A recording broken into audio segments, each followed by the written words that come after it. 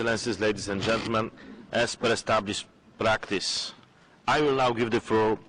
to the distinguished ambassador of Syrian Arab Republic as a concerned country. Excellency, you have the floor.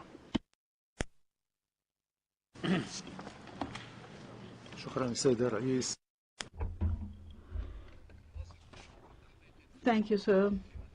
The Commission of Inquiry continues to stray in the labyrinth of exaggeration and misguidance, and its reliance on undocumented or verified statements by those who are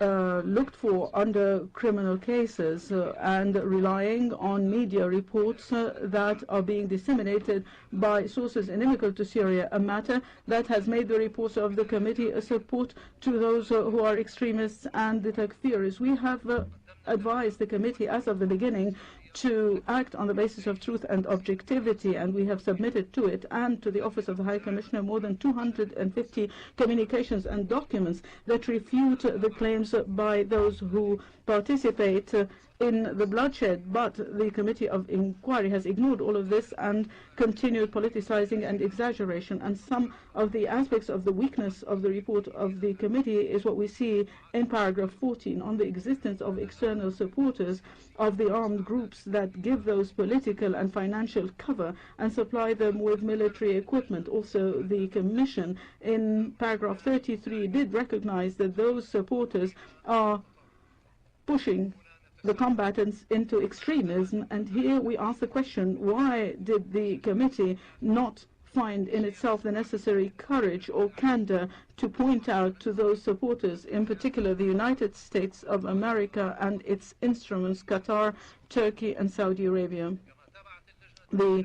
Commission has also continued to ignore the negative effect of the unjust economic sanctions imposed on the people of Syria, and that have caused many economic and social crises and caused the migration of Syrians to neighboring countries. It is deplorable for the Commission of Inquiry to claim in its conclusions that the government is responsible for what it called a number of massacres, and yet at the same time to say that the evidence and the circumstances around those massacres were not enough to determine the responsibility of the perpetrators. And this is something that we consider shameful and unprofessional, that we have not seen before in the ethics of international organizations or legal-based organization. As for the destruction of Syria of its own health infrastructure, this is cheap misguidance, because there is no country that would destroy its own infrastructure. Syria respects its commitments under international humanitarian law and the relevant Geneva Conventions, and Syria does not need a certificate of good conduct from the Commission of Inquiry. Also, the Commission of Inquiry ignored in its recommendations the principle of the right of states to protect their peoples, which is one of the fundamental principles of international law. And perhaps the committee has not seen or has not heard of the horrors and the massacres perpetrated by the operatives of Al-Qaeda and the takfiris in the areas that they attack, and the slaughters and the public executions that are held in front of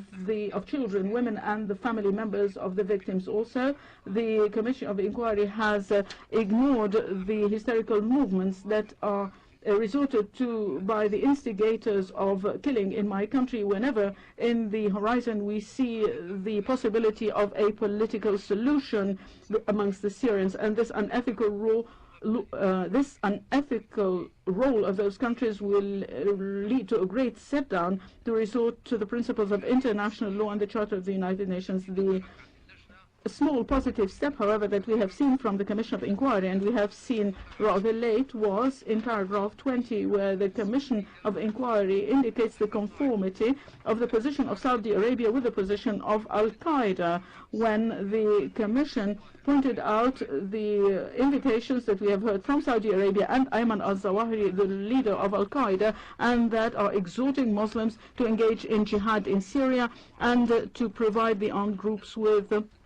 funds and weapons. It is our hope that the Commission of Inquiry in future will find in itself the candor and the courage, and will also indicate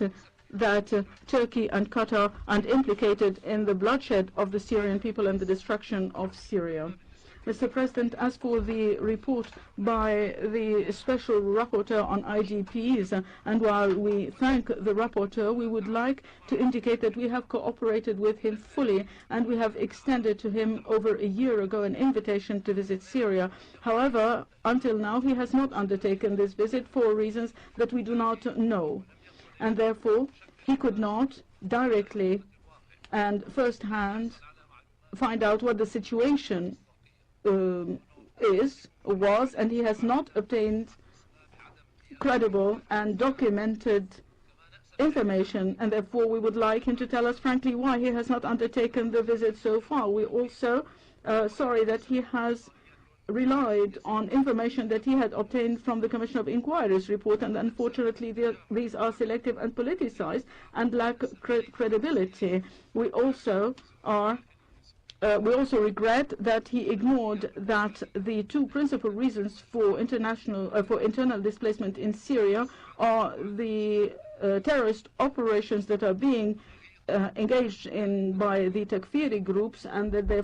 they are causing the forcible displacement of people on confessional and racial basis, and that there are then the other reason is the sanctions that have affected the life of the Syrian people, its livelihood, its health, and its education and other rights. I thank you.